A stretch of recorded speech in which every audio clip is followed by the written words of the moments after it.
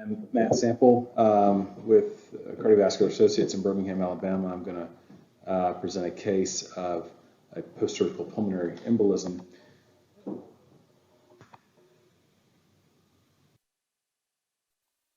This is an 81-year-old female that's got a history of GERD and really minimal medical comorbidities. She is the mother of a local physician, lives independently. She is widowed and does all of her own activities of daily living, and presents as a post-op day 1 patient after having had a robotic-assisted laparoscopic paraesophageal hernia repair with Roux-en-Y gastric jejunostomy for duodenal stricture and obstruction.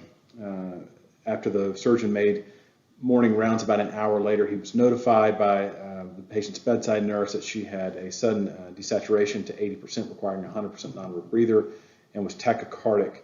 On physical examination, her heart rate was 110, setting 91% on a non-rebreather. Blood pressure was maintained in the 140s over 80s. Initial laboratory data showed that high sensitivity troponin was 333, a BNP was 695. I was asked to consult on this patient given that there was concern for pulmonary embolism based on this presentation. No imaging data had been performed at this time. Her surgeon did tell me that she was cleared to have full dose systemic anticoagulation if necessary, and if necessary, lytic therapy, although there was a preference for catheter-directed thrombolysis if this was felt to be necessary. My plan initially was to get the patient down, given the presentation that this was so consistent with a pulmonary embolism and just immature on the cath lab table. This really was to conserve dye, and the patient, was quite tachycardic and had a significant oxygen requirement. I really wanted to be as expeditious as possible. Unfortunately, all of the cath labs were in use at the time, and so we had to wait. That gave us enough time to send the patient down to the scanner. She was stable enough to send to the scanner, and as you can see on the right panel, there's a saddle pulmonary embolism with a significant thrombus burden in the left pulmonary artery, as well as a significant thrombus burden in the right pulmonary RV to LV ratio is 5.4 to 3.9, so a significantly dilated right ventricle. We did not have time to get a formal echo prior to going down to the cardiac cath lab, but immediately post cath lab echo did show a pretty pronounced McConnell sign and significant hypokinesis of the right ventricle. This is her initial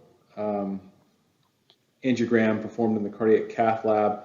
I take my DSAs of the lungs at 4 frames per second with 60 cc's, total contrast 20 cc's per second, and I found is the best mixture of conservation of contrast and pacifying the lungs.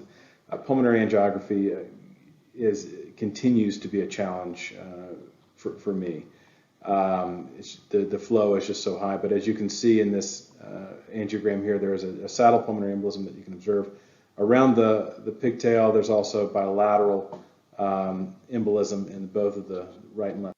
This is a still frame showing the saddle PE, the radiolucency, observed mainly in the right PA, but this is a saddle embolism.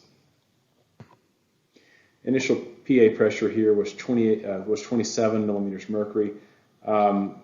This entire presentation was very acute. This patient had no medical problems prior to having her laparoscopic procedure and immediately had a presentation consistent with acute PE. Her initial PA pressures were very encouraging that this was an isolated event to this. Based on the patient's post-op status and acuity, I thought that we would get the best result with a mechanical embolectomy. So I chose a 20 French Inari device. I get bilateral access for this so that I can leave a pigtail up to measure pressure throughout the case. So you can see that there's a pigtail in the main PA. This is in the left groin. The 20 French device, usually I try to go right first. With a balloon tip flow-directed catheter like a Swan-Ganz catheter, and then changing this out over a stiff 018 wire. I got the Inari device into the right PA, and this is an angiogram after a single aspiration thrombectomy, showing a significant improvement in the thrombus that was in the right main PA. There is a little bit of thrombus observed in the right lower PA there. We did not feel that that was necessarily low-hanging fruit. The patient's heart rate had already begun to get a little bit better. We felt it was best to go ahead and turn her to the left side, which we did. I was able to select the right lower PA and perform a single pass of aspiration thrombectomy in this, and was able to get a fairly good result just with 2 aspirations. Her heart rate had already begun to decline into the 90s on the table. Her oxygen saturations had improved significantly at this time. Therefore, we did not feel that getting the third, fourth order thrombus, which you can still see on this angiogram. This was what we were able to demonstrate following the case. The right panel was immediately after embolectomy.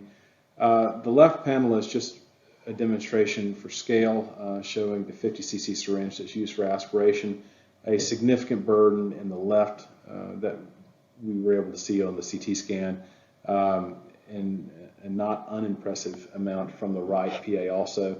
The patient was able to non-rebreather at this point, so we put her back into the CCU to continue her recovery, able to maintain O2 sats at 92% on room air. Her heart rates came down to the 80s to 90s. She did develop paroxysmal atrial fibrillation both during the procedure and afterwards, and rates would get into the 120s there. But otherwise, she did very well.